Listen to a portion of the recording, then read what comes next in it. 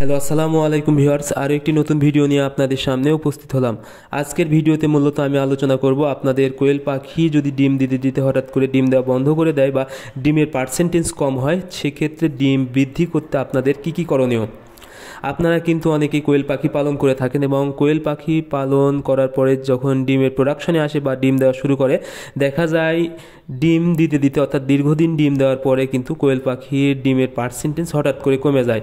অর্থাৎ আপনাদের কোয়েল পাখি আগে যেখানে দিত 100টা কোয়েল পাখি 90 থেকে 95টা ডিম, এখন হঠাৎ করে দেখা যাচ্ছে দিচ্ছে 70 থেকে 75, অর্থাৎ হঠাৎ করে 20 থেকে 25% ডিমের প্রোডাকশান কমে যায়। সেক্ষেত্রে দেখা যাবে হচ্ছে আপনাদের খাবার কিন্তু পাখি ঠিকই খাবে, কিন্তু আপনারা সেই পরিমাণ ডিম পাবেন না। এতে খরচের পরিমাণটা ঠিক থাকবে, কিন্তু আপনাদের আয়ের পরিমাণটা অনেক কম হবে। এমনকি আপনাদের কিন্তু আগে যেখানে লাভ হতো সেই লাভ তো দূরের কথা, দেখা যাবে লসের সম্মুখীন হয়ে যাবেন। এই জন্য আপনাদেরকে অবশ্যই যেন কোনোভাবেই ডিমের পার্সেন্টেজ কমে না যায়, বা ডিমের পার্সেন্টেজ যদি কমেও যায় তা বৃদ্ধি করতে খুব দ্রুত কিন্তু আপনাদেরকে ব্যবস্থা নিতে হবে। এবং আপনাদেরকে আগে বুঝতে হবে আসলে পাখির ডিমের পার্সেন্টেজ কেন কমে গেল, অর্থাৎ পাখি ডিম দেওয়া কেন বন্ধ করে দিল। তার একটি কারণ হতে পারে, সেটা হলো অনেক সময় দেখা যায় পাখি বিভিন্ন কারণে যদি অসুস্থ হয়, রোগে আক্রান্ত হয়, সেদিকে আপনাদেরকে খেয়াল রাখতে হবে। যদি পাখি ঝিম মেরে থাকে বা চুনা পায়খানা করে, তাৎক্ষণিক আপনাদের রোগ অনুযায়ী চিকিৎসা নিতে হবে।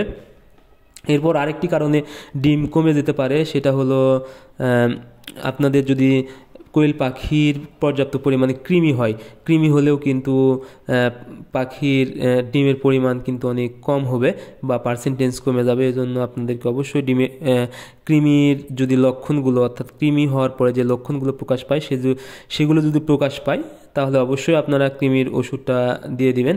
সেক্ষেত্রে ডিমের পার্সেন্টেজ বেড়ে যাবে। আরও একটি কারণে হতে পারে, যদি দীর্ঘদিন ডিম দেওয়ার পরে কিন্তু কোয়েল পাখির শরীর থেকে বিভিন্ন ভিটামিনের ঘাটতি হয়ে যায়, বিশেষ করে ক্যালসিয়াম, এডি ডিম দেওয়ার ফলে কিন্তু অনেক পরিমাণ ঘাটতি হতে পারে।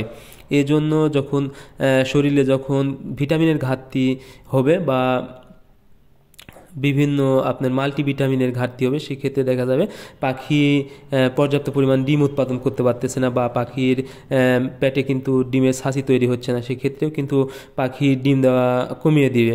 এজন্য আপনাদেরকে অবশ্যই নিয়মিত কিছু ওষুধ খাওয়াতে হবে, আর আপনারা অবশ্যই ওষুধগুলো ফিডের সাথে খাওয়াবেন। অর্থাৎ ফিড যখন আপনারা দিবেন, তখন ফিডের সাথে যদি নিয়মিত কিছু ওষুধ মিক্সার করতে পারেন ভিটামিন জাতীয়, তাহলে কিন্তু আপনাদের ডিমের পার্সেন্টেজ বেড়ে যাবে। এবং আশা করি আপনারা যদি নিয়মিত ওই ওষুধগুলো ব্যবহার করেন, তাহলে কোনোভাবেই কিন্তু ডিমের পার্সেন্টেজ কমবে না।